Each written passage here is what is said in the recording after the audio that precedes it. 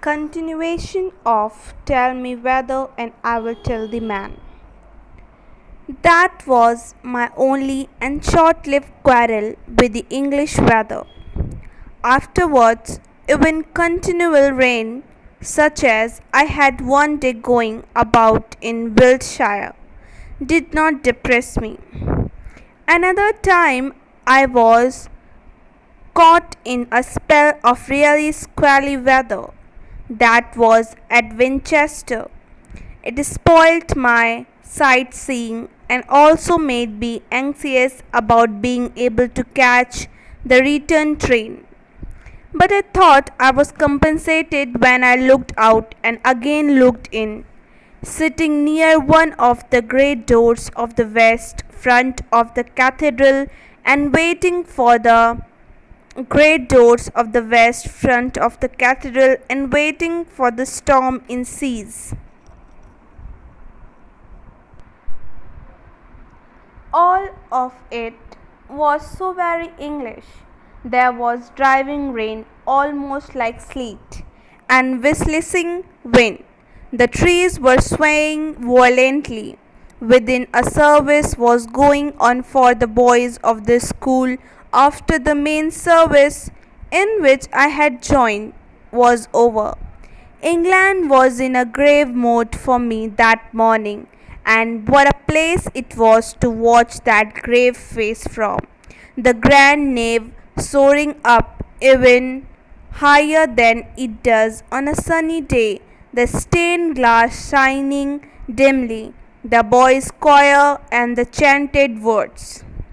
I do not deny, however, that the English weather can be very provoking, especially if one is intent on going about one business. The distrust of the weather has been instilled into the English breast for all time. Whenever I spoke about my sightseeing, I was asked in anxious tones, was the weather good? I found this distrust embedded in a characteristic turn of speech. When in the long gallery of Hatfield House I was looking at the hat, gloves, and stocking of Queen Elizabeth I, those she had felt behind in her hurry to become queen, I suddenly asked, under the impression that she also had an umbrella with her. But where is the umbrella? The elderly lady who was taking us round replied.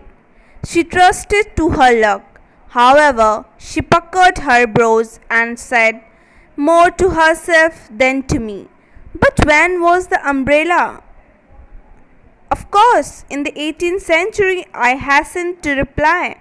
The fact that the word luck is used in connection with the weather as with gambling appeared to me to be significant.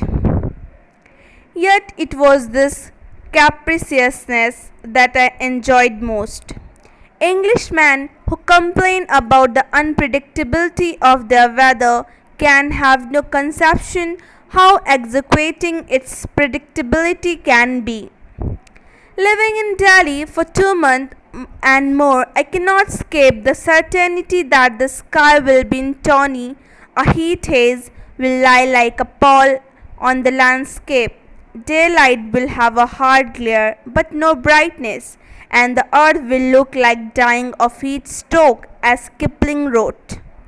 My family came to Delhi at the beginning of a hot season, and after going through their first summer in northern India, became half hysterical. So when one evening towards the end of June, storm clouds suddenly appeared in the sky, my servant, whom I had brought over from Calcutta, burst into the room, crying in a voice choked with emotion, clouds, the clouds! We left our dinner and rushed out into the veranda.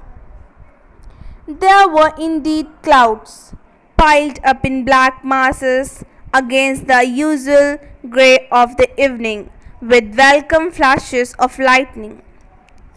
It was as if we had gone through the sigh of Lucknow and heard the pipes of the Campbells. My son, walking in the Mandip Hills in his first summer in England, remembered all this and wrote to us. I shall never forget it. The cows, the smell of hay and farmyard, the grassy path with tall white flowers, red poppies, nettles, and honeysuckle. The English courtside we dreamed about.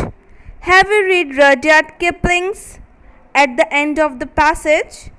All the time I was thinking about a conversation in it, which I still remember very well. Summer evening in the country, stained glass window, light going out, and you and she jamming your head together over one hymn book, said Mottram. Yes, and a fat old cockchafer hitting you in the eye when you walked home. A smell of hay and a moon as big as a hand bandbox sitting on the top of haycock. Bats, roses, milk, and midges, said Launtis. Must have been terrible for those men to think about it all in India. It was this uniformity of our weather that made its changefulness in England so pleasant to me, and if you are once reconciled to it, you really enjoy its mischief making and even its downright misbehavior. I do not know why W.H. Davies in his poem on leisure did not include the weather among those things for which a man must have time, and did not say that it would be a poor life if he had not. I think I have at last got a better understanding of the Englishman's grievance against his weather than even he has. To complain about it is a national pastime which had misled the world and led outsiders to give credit to the Englishman for attributes which he really owes to his weather. But before I speak about this, I should like to observe that I think he really loves it, and that is why he is always quarreling with it. Was it not La Rochefoucauld who said that if one were to judge love for the greater part of its fact, it would seem to be more like hatred than friendship? Now that there are so many means of protecting oneself effectively against bad weather, even children in England do not seem to be put out by it. On the rainy day in Wiltshire, I saw a surprisingly large number of them out in the field and walks.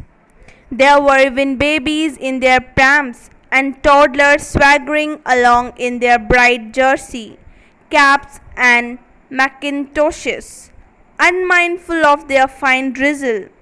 There were also a number of gypsy families resting by the wayside, the men and women sitting by the caravan, the children trembling close by, and the horse grazing at a little distance, looking the most composed of the group.